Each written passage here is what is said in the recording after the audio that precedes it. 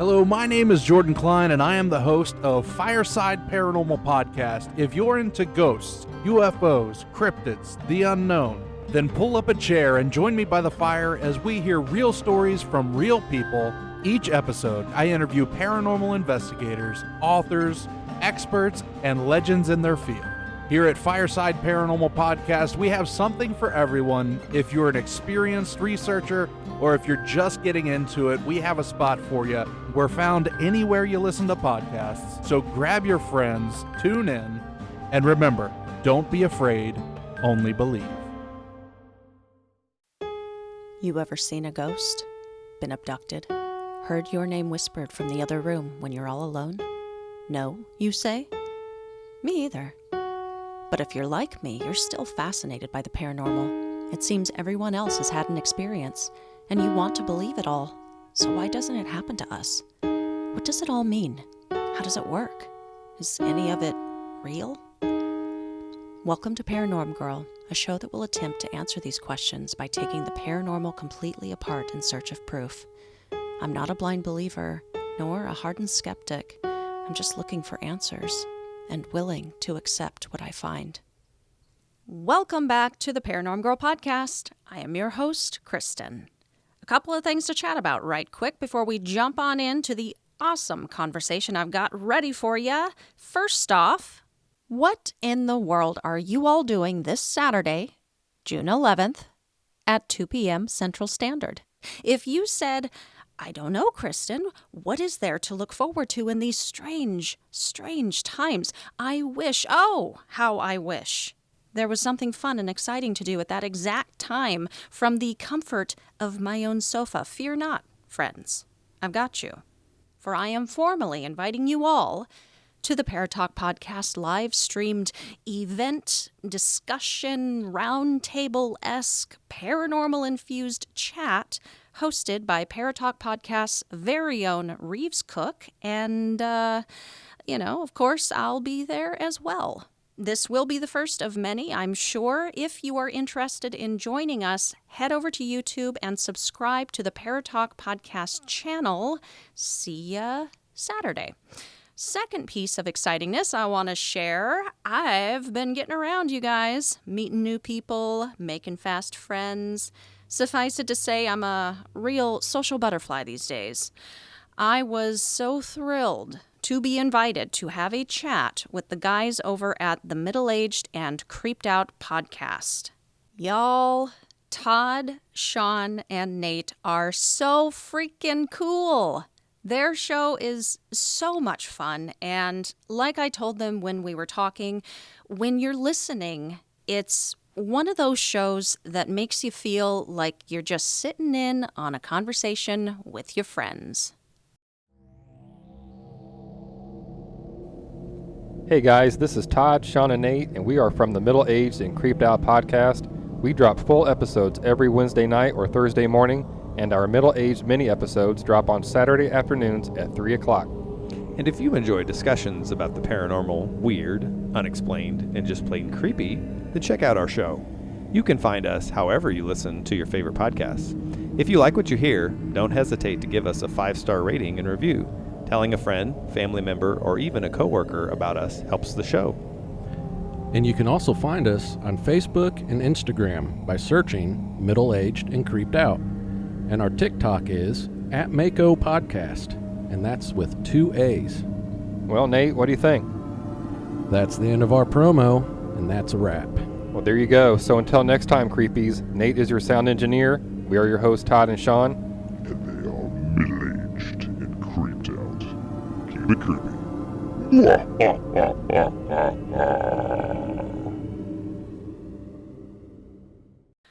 You can catch our discussion next Wednesday, the 15th is when it will drop. Check it out and give them a little rating and review while you're at it. We all can use a little love from our listeners from time to time, and it would give them all the more reason to have me back on someday, which would be super cool. All right, settle in now. Steve Hummel was my guest this week. Some of you out there might recognize the name if you have ever watched any of the investigations done by Paranormal Quest. They've got quite the following now on YouTube, including myself, and their documentary-style episodes are all incredibly well-produced, well-researched, and thorough. I just finished the Hammond House investigation, which was really interesting, but it's going to take me some time to get through the rest because these guys have been regularly investigating for round about 10 years. I was especially interested to speak with Steve, though, in regards to his museum, which he currently runs out of West Virginia and is comprised of rooms upon rooms of haunted objects he has accrued from various investigations over the years or has been given by folks who just need to get these objects out of their possession. So we do spend some time talking all about that. Enough preamble. Please enjoy my conversation with paranormal investigator and owner of the Archive of the Afterlife Museum, Steve Hummel. I am so excited to bring on my guest today. Steve Hummel has worked as a paranormal investigator with Paranormal Quest, which is a group that has gained quite a respectable following over on YouTube, posting the investigations of their numerous cases and locations across the country. He also owns and runs the Archive of the Afterlife Museum out of West Virginia, where he collects and houses many, many haunted and possessed items. I'm sure that might come up in conversation today. Steve, welcome to the show, sir. I'm really happy to have you on. Thank you very much. I've been looking forward to getting to do this. Oh, same, absolutely. So I've been devouring Paranormal Quest videos this week. I know we were just talking before we started recording, and you've got a bit of life that you're tending to. So I'd love to still ask you about it and see if we can get some cool information about them, because you guys are just really cool, and I'm loving the content, loving the channel. How long have you guys been working together? TQ's been together for probably the better part of 9 to 10 years. We all met, we all became friends while either volunteering or working at the former West Virginia State Penitentiary here in Moundsville, West Virginia. And because of that, we've developed a very strong friendship. I would probably go on more to say a brotherhood, because we're very, very close, and we do really, cherish the time that we get to spend together investigating. And unfortunately, like you said, I haven't been able to be very involved with it due to helping take care of my grandparents, my college work, having to carry 2 full-time jobs, pretty much, one with the museum and one with my art commissions. And I'm also presently working on my 4th book. So it's TQ's where in a position where 2 of us can actually work full-time producing for PQ. The YouTube page is making enough where 2 of us can basically live off that and be able to keep PQ moving forward, keeping the wheels moving forward at all times and producing one episode a week. I think that's what they're trying to keep it at, Ryan and Dave. But yeah, we've been together for a little longer than that. We all started with Dave's mom's paranormal group, Mountaineer Paranormal. She and her group used to come up to the prison and volunteer on the public investigation nights as volunteer guides, and that's how we all got to meet. I worked there. Ryan worked there. Dave volunteered there, and Jason, also a member of PQ, was friends of Holly and Dave, and he came up on a couple of their volunteer nights, and we all met him because of that. And long story short, that's where PQ started from Mountaineer Paranormal, and also, again, by meeting all at the West Virginia State Penitentiary, which is kind of funny. So whenever we do interviews and stuff at Paracons, people ask, how'd you guys meet? Where'd you guys meet? We just found we met in prison. So, Yeah. Which is not far from the truth. Just, That's awesome. Wait, what were you doing at the penitentiary? Well, originally, I was an actor in the high school high school's haunted house there. And then eventually the MEDC, that's the organization that runs the tourism there, they took over doing their own haunted house there. There's 2 years where I was working the haunted house when the high school did it. And then pretty much every Halloween after that, that the MEDC was there. So that's maybe about, because I was a tour guide, an actual tour guide there for about 14 years. So we can add about 2 years beyond it for 16 total that I've been kind of working in or around the prison. There's other 2 years being that was when the high school haunted house was there. Okay. Okay. In all of that, because that sounds like a lot of stuff that was going on before, PQ started and officially doing Yeah. the paranormal investigating. Had you done any investigating before you met up with them, with Ryan and Dave and them? We did a lot with Mountaineer Paranormal. Okay. Okay. Before that, I can honestly say, like I'm sure a lot of other people in the field will say, the interest was always there.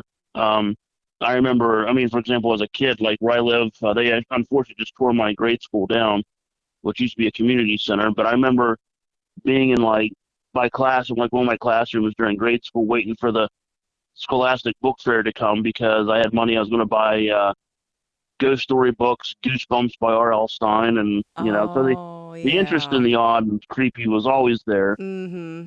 And then I graduated into Unsolved Mysteries and Night Gallery and all that stuff. And it was pretty much the normalcy after that. So that kind of planted the interest. And then I'd say honestly, after starting at the prison, when it was the haunted house and eventually the tour guided time frame, that's when I started meeting other people who did it. And you kind of learn about it that way. I'm like, well, this is actually kind of fun and exciting and interesting. So that's when I would say it officially started, when I first started doing the haunted house there.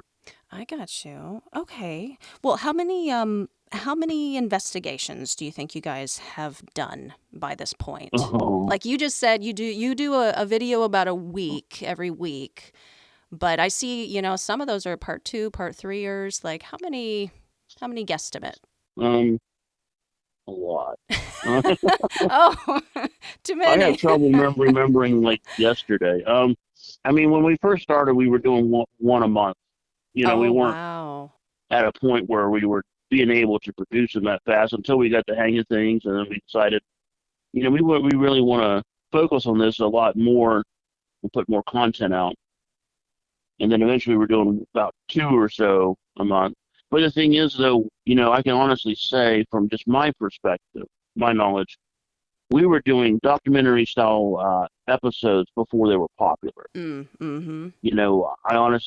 I can honestly say, and I'm not saying this because I'm not trying to be an egotistical person about this, but I like promoting my friends. My friends put a lot of hard work into this, too. Yeah. We were one of the first groups using drones for B-roll shots. So, we're always trying to be ahead of the curve for quality filmmaking, but we weren't, we weren't the type where we were going to sacrifice integrity for it. So we put a lot of hard work in it because when you use, I think we use normally about 3 cameras, three recorders. So it takes all those hours to go through the material, decide what's good, what's not. And then when Ryan was editing, he was spending and still does, it spends anywhere from 80 to 120 man hours just to edit an episode. Whoa. Oh, wow. I was going to ask you who was drawn the short stick for editing all of that. Oh, that's what he loves to do. He went to school for cinematography at Point Park in Pittsburgh for that. That's his passion. And Dave's also really, really good with production, and that's, right down his alley as well. And I deal a lot with if there's anything demonic and stuff like that. And Jason's kind of like one of the big creative minds. He's always come up with something unique, and sometimes we think kind of out there. And when it actually comes to fruition, you're like, oh man, that makes a lot of sense. So it's there's always every person has their strong points. I think with PQ, and it's never been like people go, who's your lead investigator? Who's this lead? There's no leads. Yeah, you guys bounce off each other really well. Yeah, we don't promote that whole apex, the whole I'm the leader, this and that type of crap. Mm-hmm. That just promotes problems from what we've seen. Working in the prison, we've seen that pretty much every type of group you could think of, from TV down to YouTube, has come through those doors to investigate. And, they have lead investigator, lead tech, lead this, and then they come in with like 5 trunks of gear, and they spend an hour on their phone, an hour setting up, and there's only 4 of us. We don't have our own team, so we shoot all the B-roll, produce everything. We spend anywhere on an average of 10 to 12 hours on site, on location shooting, and it's pretty much down to a science now. Yeah. And I think that makes it a lot easier. Okay, and I heard you say that you generally contribute the demonology stuff. Do you actually consider yourself a demonologist? I know you were an ordained minister. A lot of demonologists they do come from that aspect of it, like a theological aspect. I'm sure some people use demonologist. I think there's a lot of titles invented by men that are all meant to mean one thing. But yeah. everything anymore has to be reinvented. Yeah, well, ultimately, it's just having a really big, kind of idea about that subject and a lot of understanding about that subject. That's what's most important about it. I mean, would you agree? Yeah, oh yeah, absolutely. I come at it from a different angle than I think a lot of people I've met so far in the paranormal community, and a lot of them. What's nice with the paranormal community so far is, you can agree or disagree and still be really, really good friends and colleagues. Mm-hmm. I come from a Christian standpoint, which is somewhat rare, I feel, in the paranormal community. But, I've had some people that aren't, that they don't follow that belief structure, but, I've had them call me when they need trouble or when they've needed help with trouble. So, mm-hmm. Yeah. So it's fine, but if and when you need help, I'm not going to say no. I'm not going to be like that. So, it's strange because when I got into this stuff, I did not expect to meet these type, because I have met some very good friends now. They're Christian based, that's their background, and then they're also interested in the paranormal as well. And I know I wasn't expecting that coming in, but you do come across types such as yourself here and there, and it's really cool. I don't know, just kind of profound that you can be that open minded about things. Well, have you? I feel a lot of pastors and ministers that are missing a lot of opportunities to help people with spiritual problems because they don't want to leave behind the pulpit. Yeah. And then you think about it, theologically speaking, historically speaking, Christ didn't always speak in the temples. He was out and about amongst the people. He was out, reaching out to them where they're struggling from, not waiting for them to come to the temple to seek help. Because some people just don't feel comfortable doing that for whatever reason, but doesn't mean you can't go and help them. Maybe they think they have to be that strict about it, like they can't allow themselves to go there, otherwise it's going against their foundational belief. But I don't know, I'm with you on that. Like, I think they're really leaving an opportunity there on the table. Something got lost in translation there, but I'm with you. Because one of the main things it says, if 2 or more gathered in my name, there you will find me. It doesn't say where, it just says if 2 or more are gathered in my name. It doesn't matter where it's at. Well, I think you're coming at it from a really good point of view. Well, have you ever personally, since this is kind of your focus on the team, have you ever personally experienced or witnessed a demonic presence or an attack, anything like that? Yeah, there's been multiple ones. I think in some cases, some of the ones that do happen, I mean, it's not like watching The Conjuring or something, but I think that a lot of times when they do happen, some folks, I think, have been so conditioned to them that when they do happen, they miss it. And that's sometimes, I feel, the beginning stages of what could be a far more worse scenario that could be ahead of them somewhere in their lifetime. Like they're just not seeing it? Yeah, well, we'll just say, for example, I go to the gym a lot. I lift a lot. I don't use lifting gloves. So I'm getting calluses. I have calluses on my hands that weren't there before. And those calluses don't have as much feeling in them as if I were to touch another part of my hand that doesn't have a callus. So spiritually speaking, if you're around that type of energy a lot, if you're not protecting yourself the proper way with the proper measures, then you will become spiritually callous to that, to the point where you're not sensing it anymore. It's normal to you. And that becomes a very, I feel, a very dangerous position to be in, because how do you know to keep protecting yourself if you're numb to the signs of something, negative going on in your life? Because in a way, the greatest enemy that one will ever have is one that convinces you he doesn't exist. So if you don't think your enemy's there, then you're not going to be watching out for him. And a lot of people aren't, we're not brought up, like I know personally, I was not brought up with any kind of theological foundation, though I was brought up very open-minded to everything, the mysterious and paranormal and all of that. But I don't think I ever heard of the stages until I started research for this show. Do you know what I'm talking about? Like oppression and encroachment. Infestation, oppression, possession. Yeah. So if there is... it's an interesting way to look at it. And it could be very well, a very, close and perfect way to look at it. To look at the stages, the process of what might lead into a very nasty, unfortunate situation for somebody. Right. Well, if you do put, stock into those stages, as you're reading through them, they do get progressively worse. And you can see how somebody might be experiencing, one of the earlier stages and not be very aware that something's going on, because it can be subtle, sneaky and subtle. Right. And then one thing that you, I, and everyone, needs to realize, that with these demonic entities, we're on their time. They're not on our time. So the whole man-made conception of time, I would probably go out on a limb to say, does not really apply to them. Someone, let's say person A and there's a person B. Person A may go through all three stages in a week. Well, person B may go through all three stages in 2 months, 2 years maybe, because of the different characteristics, the relationship they may or may not have with God and yours or whatever. There's a lot of what ifs there. Someone could zip right through the three stages and all of a sudden, oh crap, this is something really, really bad going on here.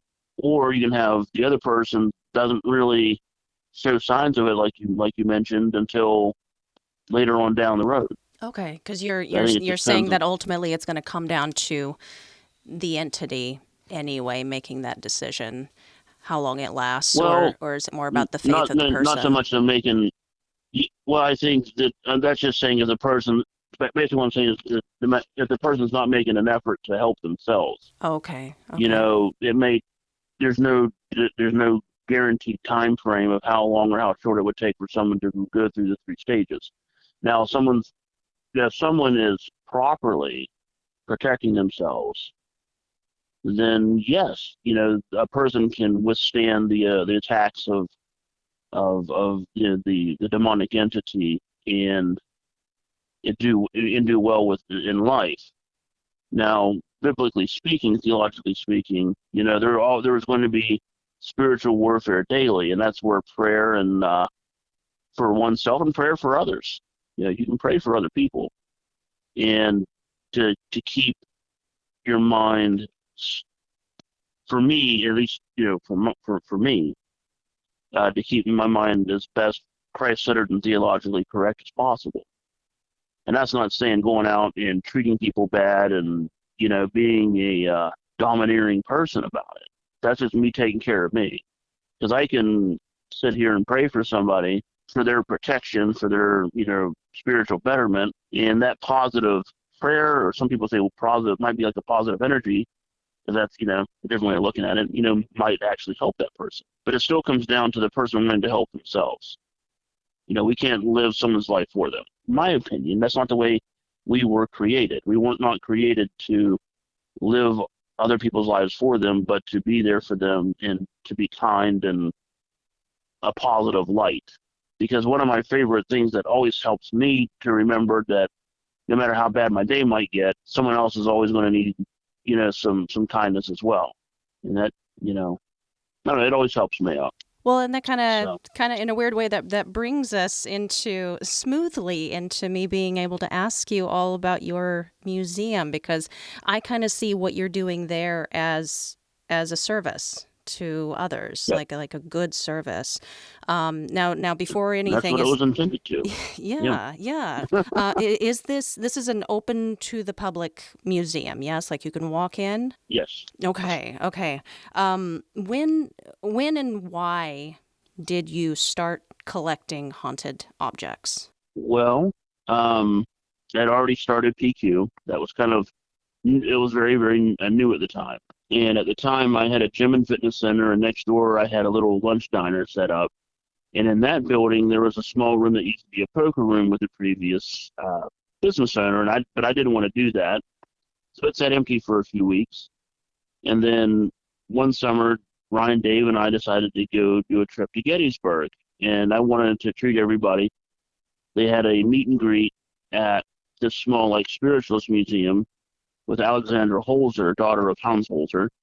And while there, I'm looking at it, and it was a small area. It was like a little one floor of a townhouse, pretty much. And I'm thinking this could be something kind of fun for my little room that I have, because I was still doing tours at the prison. I was still doing day tours and night tours there, Mm-hmm. and I could add my own little creative eye to it, theme to it, or whatever. So when I got back, I budgeted myself $50, and I started collecting people's opinions on ghosts. People's opinions on what they thought, ghosts were, or why they stayed behind or whatever. And then I started printing out, typed out, framed, of course. So everything was typed out and framed. Paranormal theories, definitions, different things like that. And then I started collecting like just some creepy artwork here and there just to kind of decorate the room up. So when people would come in to get a bite to eat, I'd say, okay, we're going to work on your food. Over there is a little complimentary museum if you want to go and read, and we'll come and get you when your meal's ready. That's kind of how the museum got started. Mm-hmm. So it started in a little poker room on $50, and this year will be the 12th year I've had it, and it's outlasted the gym and the diner. I kind of miss my gym though, but the haunted items would just start popping up once in a while. I'd go do my day tours, come back, and my volunteer at the diner and say, "Hey, some lady dropped this doll off, said it creeped her out. She didn't want it anymore." And sometimes I'd get more of a history behind an item, and pretty soon I'm like, oh, okay, this could be a nice little additional element to the museum, haunted items. And then pretty soon I got into, I'll be up front and honest, one of the biggest people I like to follow, because I've met him. He's a super, super nice guy. It's John Zathis, Oh, and he's yeah. not seen it, but what I've seen on videos and stuff, has a tremendous, an amazing collection of haunted items and stuff like that. So I'm like, well, we kind of do like this a little bit and have some fun. And then pretty soon, like I said, it outlasted all the other jobs I had at the time. And then we had to move it to a community center here in town. There's an old Sanford Elementary where I went through all 6 grades. And we were there for about 5 years. And eventually the city decided they're going to take back over and tear it down, which was very sad. I had a lot of amazing memories there from my childhood, and got kind of sentimental about it because where I live is right across the alley from it, and my bedroom is like faces the back of the house, so I got to wake up listening to them tear it down and watch them tear it down from the beginning of my day to the end of my day when I would get in bed and go to Oh, sleep. that would break my heart having to watch that. Yeah. Yeah, it's just the thing is with that school is just like every day was fun. There was, Yeah. from the 6 years I went there, there was never one fight. All the kids had fun. I mean, shoot, for Halloween, if the weather was fine, all the kids got to dress up, wear their costumes to school, and they did a little Halloween parade where the kids around the block, and all the people would come out on their porches and wave the kids and give out candy, and it was just a very, very fun school. And unfortunately, I think a lot of those days are going for kids nowadays, and I think it's very sad. that a lot of them don't get to have the fun that, we did when we were younger. But Yeah, I don't know any kids unfortunately, personally today to ask, but yeah, I do remember my childhood being. I think you and I are about the same age, but I do remember my childhood being pretty carefree. I lived out in the middle of nowhere and just kind of playing in the creeks and catching frogs and just weird kid stuff. Just like I nothing. should have been in the country. I was raised in the city, but Oh, wasn't a big city. All I knew is when the street lights come on at night, I better start making my way back home. yeah, yeah. That was the universal law. Yeah, every kid knew Oh that. yeah, oh yeah. Well, then my mom's a good cook, so I knew dinner was ready. So My mom was too, but like within the realm of like 5 rotating meals, but they were amazing. I know. Just you can't beat mom's cooking. All right, so they unfortunately tore down where you Yes, were housing the museum before, and you moved it into where it's at now. It's a much bigger location, is that right? it is a bigger location, but it's in a very much smaller town, and I don't plan on staying at this location forever. Oh, okay. It's just not ideal for business. But if I could take the house and pick it up and airdrop it somewhere else, it'd be ideal. It has more than enough room. It's laid out very, very nicely. It's just the town is like a half an hour away from civilization, I feel. So Oh, so it would be like a destination type thing. yeah, and there's nothing People else, have to know you're. and there's nothing else for people to do, Mm-hmm. which is not really the town's fault. It's an old coal mine town, and it's just not a big business much anymore, from what I can tell out there. I got you. Okay. Well, what within your collection do you have possession of any very well-known objects that people might know or be familiar with? Well, I do have a book that's been on a couple, like 2 or 3 top 10, like most haunted items on YouTube. Ooh, what's Uh, that? and I didn't even know about it. And my friend goes, "Hey, you're on a top 10 list." I'm like, "For what?" And I'm like, "What are you talking about?" But it's a Dr. Seuss foot book, and my friend R. Shane Berge had an investigation. Now he's moved to Texas many years back. And the lady had what she was reporting were footsteps around her house and the sound of children talking and laughing. So he went and investigated her house and asked her, "Is there anything new been brought into the house?" She said, "Yeah, these 2 items here." So he investigated with the items one on one and pretty much pinpointed that, to his best opinion, it came from the Dr. Seuss book. He asked, "Well, where did the book come from?" She said, "I got it from a yard sale." And she told him the address and so on and so forth. So he researched the address and found out that next door to said address was the scene of a quadruple homicide. And there are bloodstains on the cover of the book. What? So unfortunately, what happened, there was a husband and wife. They had 2 boys. I believe both of the people were from Pakistan. Both were doctors. Well, the wife was wanting a divorce because she was accusing her husband of being verbally abusive, and I would probably assume physically abusive, but that's just, my take on the matter. It tends to go hand in hand.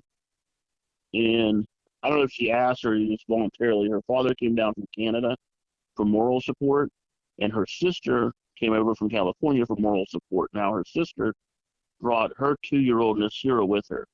So they came over to spend time with the wife while the divorce process was going on. Now, after a while, friends of the wife noticed that she was missing. She'd missed a few days of work unannounced. So one of the friends or couple, I'm not sure, went over to check on her, do a wellness check, and discovered that the wife, the dad, the sister, and the sister's 2-year-old were all 4 stabbed multiple times with their throats cut. And the husband was arrested at JFK Airport. The 2 sons were with him, and they were on their way to Pakistan. So he's on death row in Ohio. I'm not sure what happened to the 2 boys. Wow. Wow. But we feel that the little 2-year-old is attached to the book. Okay. But we've also heard what we thought might have been faint adult voices too. So we're not sure, but we did hear that there was a little girl's voice. Now, do you think, in your experience, does it always take something just massively tragic or dark or negative like that occurrence, to put an attachment onto an object? I don't think there's a definitive answer to that. I personally don't. I personally don't. Um, does it happen a good bit? Yes. You know, that's a lot of energy, a lot of emotion being expelled onto an item or an area. So that would, I think, definitely make it very, very possible to. But I don't feel that it needs. I feel that it has to. Okay. Okay. But that would just be, in your opinion, that's just kind of one part of it. Yeah. That's like I think a lot of items that I find very. I kind of use these terms loosely just to kind of help me explain to guests that haven't been in the paranormal field. I use the word charged a lot, and charged meaning, at least for me, just to make it easy to again explain to people that we have found that this item has like let's say responded with from a K2 meter or a REM pod, for example, but there was no intelligent communication. It just basically showed signs of having an EMF charge to it. Now, sometimes if I use the word haunted, an item indicates, the EMF signal has been linked, or we'll just say a EMF signal has been linked to the item, but there's also been what we feel intelligent communication with from the item as well. So it's like you have to have both, I feel, for like the whole title of haunted. And again, this is just to make it a little bit easier for people who have no clue, the terminology for investigating. Just kind of simplifies it for them. And then it falls into the category of items that I feel are cursed or possessed, whichever someone wants to go with. And that's just to indicate that it's a negative type of situation. I appreciate you saying that about the charged, calling it that, because that's kind of it was a question that I had in the last season that I did, trying to decipher what I thought about, haunted or attached items. And that is a concept I didn't really go too much into, but just this idea that there's not an intelligent energy or entity, but there is an energy to it, something, it's charged. That's a really good descriptor of it. I just feel like for some folks that aren't familiar, it's a word that's easy to know what it means. Right. Yeah. Yeah. Well, so you're regularly bringing in these objects. Do you, is it common for you to bless or bind the objects as they come in? I do. I use blessings if I feel they need it. I don't use any binding techniques or anything like that. I use straight scripture, nothing else. I don't even use holy water or anything like that. Oh, okay. Okay. It just for me, coming from a Protestant standpoint, just for me, my opinion, I guess, anything other than scripture for me would be me considering something more powerful than the God that I worship. So therefore, for me, that would make it like an idol almost. So it's like, or if you want to bust up a cinder block, are you going to use a normal hammer or are you going to use a sledgehammer? So, like, I got you. don't mess around with it. Just go for the throat with it. You know what I mean? Just go for the whole thing. Yeah. Because okay. Oh, I was just going to make some comment about the Warrens. That it just brings to mind, of course, with their Annabelle, in the just bound in that glass case. And I don't know personally how well I would sleep at night, not knowing that there were extra precautions. I have a doll, and now that I moved to, it's basically a big house. Where I was at, I had 2 classrooms rented for my items, but now I have a house. I could separate things. I kind of have different themes in the rooms, and the one room that I express to people, this is an optional room, is the room that we call, I've just kind of come to call it the dark room. These are the items that come from the demonic cases, the malevolent cases, items that have been known to scratch people, harm people, different things like that. And one of the dolls in that room is a 3-foot doll, which I call the Hope doll. And we've only named her that. I went with the name, I kept it out of sarcasm because we were investigating with her one night, and this little girl's voice came across, and just from the energy itself, I know from experience that it's not a little girl. And someone asked her what her name was, and she's like, Hope. I'm like, you're full of crap. Yeah. So, but the name kind of stuck, but we've actually picked her up moving by herself on an SLS cam and a handheld night shot camera from like 4 feet away. She's scratched multiple people, pushed multiple people. She's just a nasty, nasty conduit. And I've had one lady, and I'm not saying this I'm not trying to start anything, because I've never been to the Warrens Museum. That's why I kind of mentioned this. But this one lady went to an event, or somehow, some way, she got to see the real Annabelle doll. And she said that the Hope doll bothered her more being around it than that. And I'd like to. I'm not the type, where people are like, well, my collection's this and it's better. But that's not me. In my opinion, the more people collecting these items, keeping them out of the general public, the better. You know what I mean? Yeah. But I want to see the Warrens Museum really bad. Well, Steve, do they ever bother you or try to bother you? Being very sensitive to the sometimes I call them the vibes, the energies and stuff. It can get kind of uncomfortable. But I think that's what I tell a lot of people that. I go to a different church now, mainly because of my other church not really understanding why I do what I do, and because they don't want to listen to my motive, what I feel like I'm called to do with this. And it's because it's not the status quo. It's not the normal thing to do. But being that I've collected this stuff and having been involved with paranormal investigating, it's one of the main factors why I have a stronger prayer life now. Because being involved with this, especially the dark stuff, not promoting it, but researching it and helping people deal with it, it's made me realize that I'm not necessarily as big and bad as I wish I was. That I've actually grown to confide more in my faith in Christ and God rather than myself, because 9 times out of 10, I'm going to fail myself at something or whatever I'm doing. My body's going to fail me because I can't live forever. So I'm not going to worship myself. I'm not going to view myself like that because, I try to always keep my mind where I leave, try to keep myself founded with the Christ Foundation rather than my own. And I think having the museum, having the collection, and being able to meet the friends I have and help the people that I have, I always hope that I've helped. That's my biggest wish, is to help people. I think it's made me spiritually a stronger person than if I'd never had been involved with it. Yeah, and and that goes back to what we were saying before, is like you're doing a service, you're doing good, you're keeping these potentially dangerous objects off the streets and out of hands.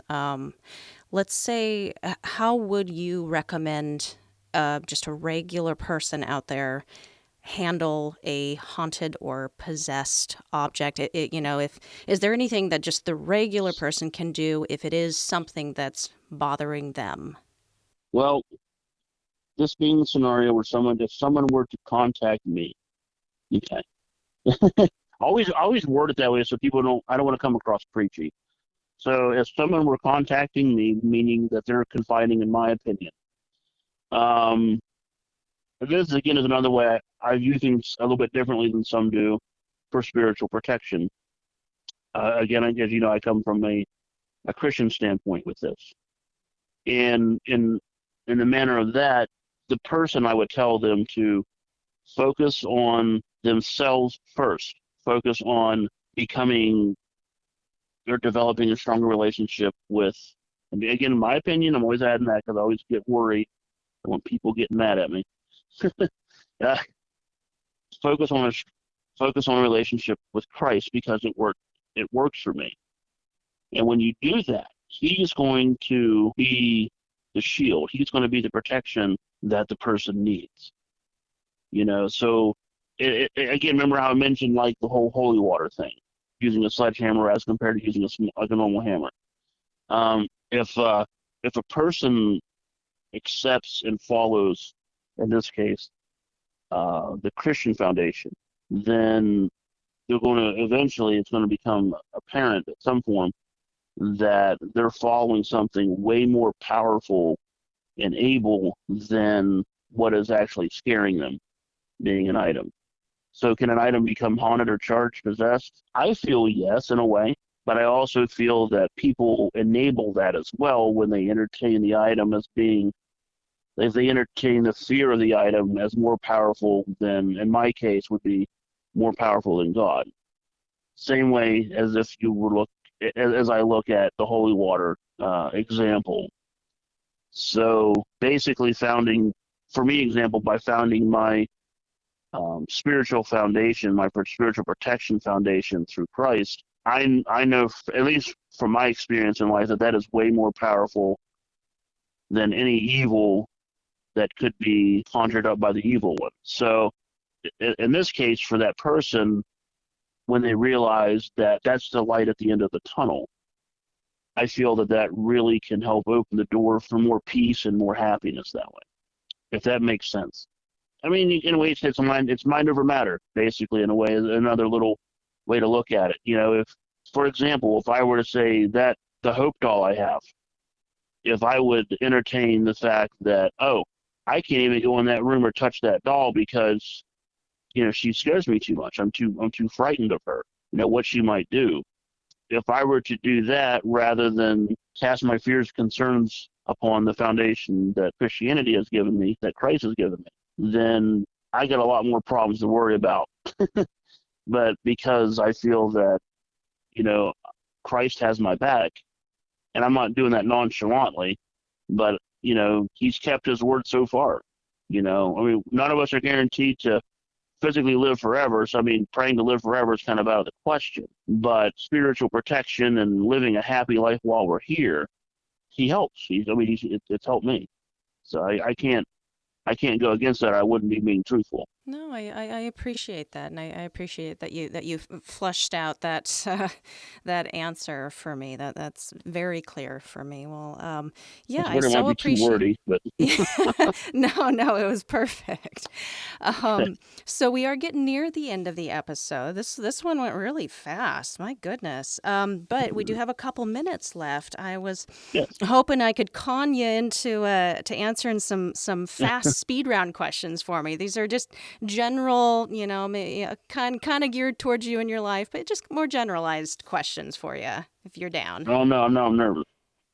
You're nervous. Nothing. Everybody says that. Nothing to be nervous about. Gotcha. All right. So what is something you have experienced or seen that you still don't quite know how to explain? I would say I didn't quite see it, but it was a dream I had. And the only thing I could think of, it might have been sleep paralysis, maybe, I don't know. I know for certain I was asleep because I woke up. I was in my bed. And all I recall is being asleep, being unconscious, and all of a sudden I became conscious. My eyes were open, but I could not see anything. I could not feel anything. I just felt that I was suspended into nothingness. I didn't even feel wind or anything. And then all of a sudden, all my muscles, like my arms, my legs, my back, just started cramping up and contorting. And I grew very, very spiritually scared. Like I felt very oppressed in a way, like, very uncomfortable. And I remember I started to pray, but I was so just drained that I felt like I couldn't even speak. Like I couldn't even think to say what I wanted to say. And eventually I did, and I started to wake up. And I always sleep with my feet towards the wall of my bed. I sleep with my head towards the middle of the room. That's weird. But when I woke up, it was pitch black in my room, but I could sense, and I swear, I could sense that there were 3 individual beings or entities in my room with me. That eventually that feeling dissipated, and then I eventually went back to sleep. That was one thing that I kind of didn't see, but sensed. That was hard for me to explain. Wow, what an experience. That kind of gives me chills, that feeling of kind of suspended in darkness and no control. Like I couldn't even move my arm. Like if you watch those people in those wind tunnels or whatever, like where they're kind of like 5-6 feet off the ground, they're like mimicking maybe a free fall or something. Yeah, It's like the fake skydiving tunnels. It was like that, but there was no wind, there was nothing. It was just like the quietest night on like a winter night. Like there's nothing. Yeah, that one would have me kind of confused too, or just not knowing what to think. Okay, next one. Have you had any locations that ended up being surprising to you, either ending up as more active than you thought or far less active than you thought going in? Well, we'll do one of each. So that's kind of Oh, a okay. cool. You can do a one of that way. Okay. The one location that surprised me by not having a lot of activity would have had to been the Conjuring House in Rhode Island. But I will say it had that heavy charged feeling to it, like something was about ready to happen. You know what I mean? Mm-hmm. But nothing quite happened when we were there. But I would go back multiple times if given the opportunity. That place was awesome. It was so cool.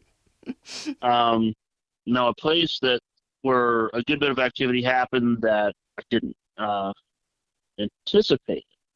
I would honestly say, just to give it a shout out to the former Sanford School, the former community center, that unfortunately was just recently torn down, that the museum used to be in, Mm-hmm. because it really gave a false sense of security off, because that place, we kept it spotless. Like, floor was always waxed, there was always birthday parties, people always used it.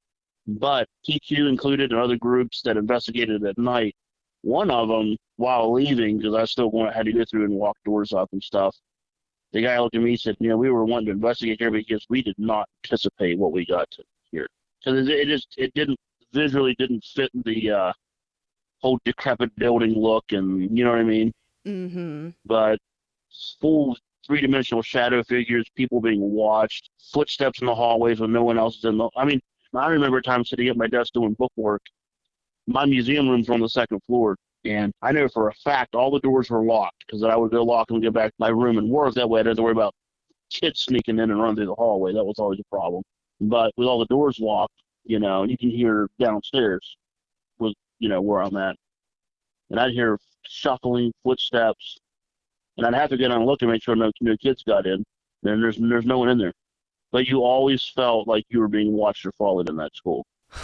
And there's one of my favorite EVPs.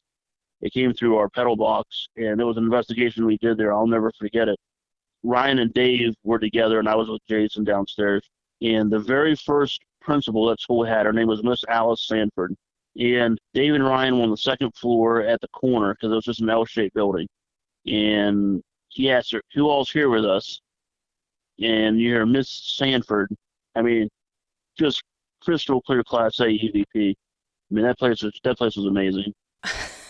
Like, how can you deny that type of evidence? And people would, and that's crazy confirming. Wow. I mean, there's so many things out there that people listen to this, and all you're like, yeah. I don't know what you're hearing. It sounds like an exhaust pipe going off.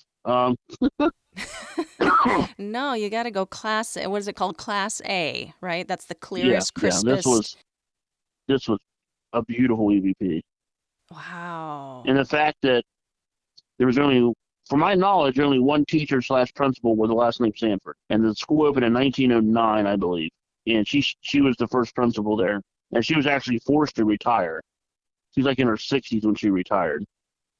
And yeah, who's here with us tonight? And you're Miss Sanford. Huh. And so she still ended great. up. Now I'm going to start getting kind of sad now, because now it's all coming up. I do that to myself. Yeah. No, that's okay. It's a totally nostalgic, nostalgic thing. It's crazy, so far removed. I'm still very nostalgic about my old grade school. A lot of memories created there. A whole life is created in those first few years too. So I get that. Yeah. All right. Well, how about one more? We'll kind of veer off the sadness here. All right. Life is drama.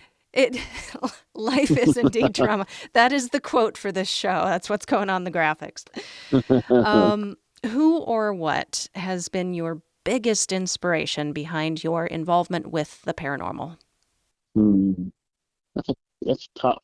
I really, I started in the paranormal during a time where I really didn't know hardly anyone or watch a lot of the paranormal shows. None of my family really got into it. I mean, they never got into it. I don't know. It's a tough question. I don't want to say I did not inspire myself. I mean, the curiosity was there. Maybe there was an unseen inspiration going on behind the scenes. Maybe, Maybe sometimes it's a collection of different things. Collection of audio clips and video clips and a few words here and there by different people. I don't know. If you think of it, because we're all a product of our of everybody and everything we hear or see in life. So we're all kind of a bunch of little carbon imprints from those. How we get affected by what people say and do and whatnot. Huh. Kind of like that. Yeah, like the cumulative, I don't know, version of everything, the collection of everything that's come before, creates you and puts you where you are. Yeah. So it makes you really think, am I really myself or am I just a collection of everything else? Yeah. We're going to go existential here. All right. Oh, well, you are just awesome. I really appreciate you doing this, Steve. Appreciate the opportunity. It's been an honor. Well, where would you like people to find and follow you or learn all about the archive of the Afterlife Museum or follow any of Paranormal Quest stuff? Yeah, absolutely. Paranormal Quest can be found on YouTube, on Facebook, Instagram. My museum archive of the Afterlife, primarily any all information on it. I use the Facebook page for all of that. So for all official information, news, updates on the museum, go to Facebook.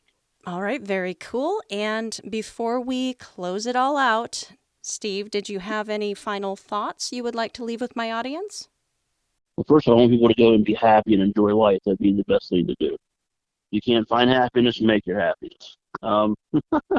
Again, want to thank you for the opportunity to be on here, and hopefully I didn't make it too wordy and boring for people listening. But definitely want to thank them for taking the time out of their day to join the show.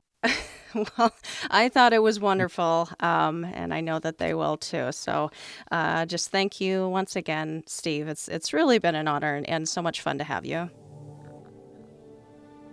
Thank you again so much, Steve. It was such a pleasure, sir. And listeners, I've got to give you guys a major shout out and thank you. It seems after the last episode, some of you jumped on the Kickstarter campaign train for the Tarot of the Unexplained. I like that. Ooh. And you showed up for my friend at davezilla.art. He's got about 15 days left to reach his goal, and I believe he can do it. Some of the rewards he's got up there for pledges are so cool. Downloadable wallpaper, stickers, shout-outs. But dudes, there is a pledge level where the reward literally is the deck itself. I mean, how cool is that? So, check out the link and spread the word, folks. At Paranorm Girl Pod is the handle for all of the socials. ParanormGirlPod@gmail.com is the email for your stories of the unexplained and weird. And you is smart, funny, and really, really, really good looking. Have a fantastic week, you guys. And remember, stay safe, keep the nightlight on, and sleep with one eye open.